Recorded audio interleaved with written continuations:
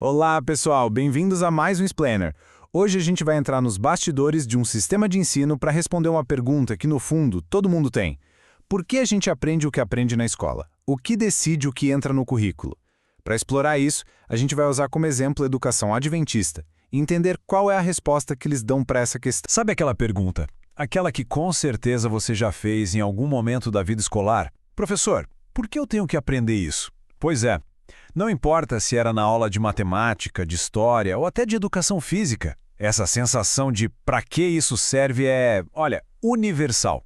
É a pergunta que simplesmente não quer calar em qualquer sala de aula. Ok, mas agora vamos virar o jogo. Porque essa pergunta não é só do aluno, não. O professor também se pergunta a mesma coisa, só que de um jeito um pouco diferente.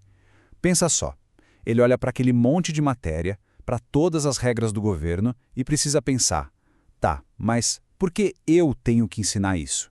O que aqui dentro é realmente essencial para o meu aluno? E é aqui que a gente chega no ponto central de tudo.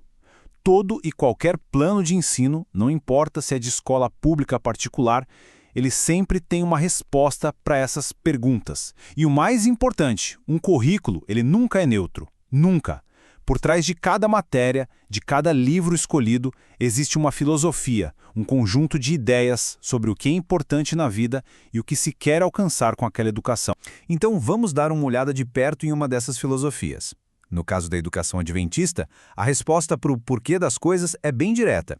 Eles têm uma fonte muito clara que guia o que deve ser ensinado e aprendido, e é isso que a gente vai desvendar agora. O conceito principal por trás de tudo é o que eles chamam de currículo divino. O que isso quer dizer? Basicamente, a ideia é que a fonte de todo conhecimento verdadeiro é Deus. E mais do que isso, que Ele mesmo teria um plano educacional original, um projeto pensado não só para a gente acumular informação, mas para a gente se desenvolver como pessoa, de forma completa. Certo, um plano divino, um projeto. Mas como isso vira algo prático, de verdade?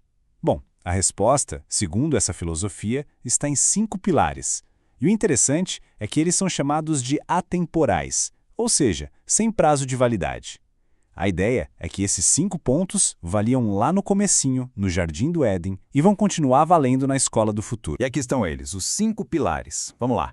Primeiro, o conhecimento de Deus, que é basicamente buscar um relacionamento pessoal com o Criador. Segundo, o estudo da natureza, porque ela é vista como o primeiro livro de estudos de Deus. Terceiro, o trabalho útil, a ideia de que o trabalho com propósito ajuda a formar o caráter. Quarto, estudar os problemas da vida, aprender a lidar com os desafios do dia a dia e tomar boas decisões.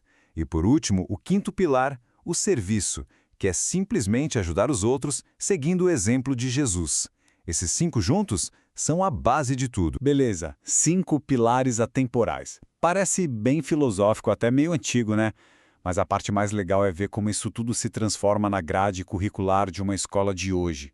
Como é que essa teoria toda vira prática? Vamos ver? Então, aqueles 5 pilares são organizados em 5 eixos na escola moderna. Primeiro, os estudos básicos, que é o que a gente já conhece, português, matemática, etc.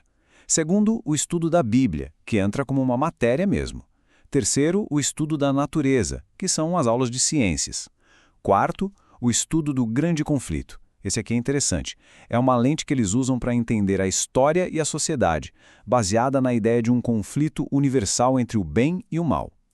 E, por último, o 5º eixo é a formação do caráter, que acontece através do trabalho útil e do serviço aos outros, que a gente já viu nos pilares. Ok? A gente consegue ver a conexão com a aula de Bíblia, claro. Até com a aula de ciências, faz sentido. Mas e as outras matérias?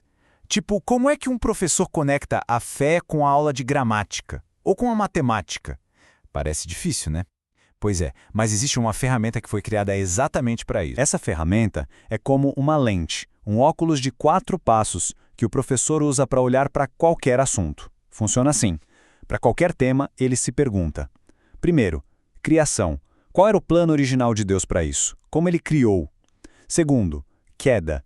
Como o pecado bagunçou, afetou ou distorceu isso? Terceiro, redenção. Qual é a solução que Cristo oferece para esse problema?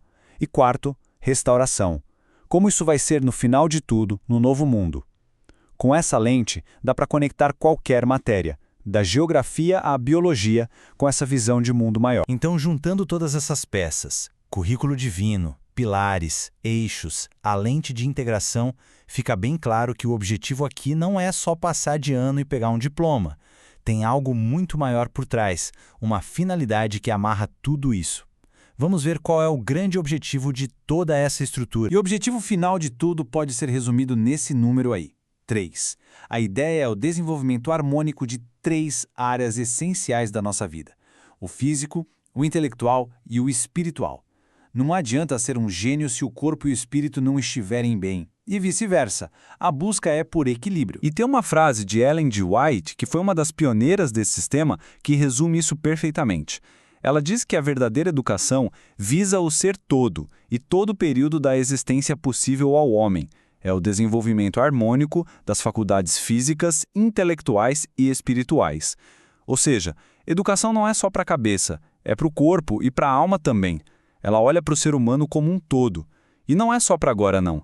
A ideia é preparar a pessoa para viver bem e servir aos outros hoje. E também para o que eles acreditam que vem depois. Bom, a gente viu aqui uma resposta bem completa e estruturada para aquela pergunta do começo, né? Por que a gente aprende o que aprende? Mas claro, essa é uma resposta. Existem muitas outras. Então, para terminar, eu quero devolver a pergunta para você. E aí, na sua opinião, qual é o verdadeiro propósito da educação? Pensa nisso. Valeu por acompanhar a gente e até o próximo Explainer.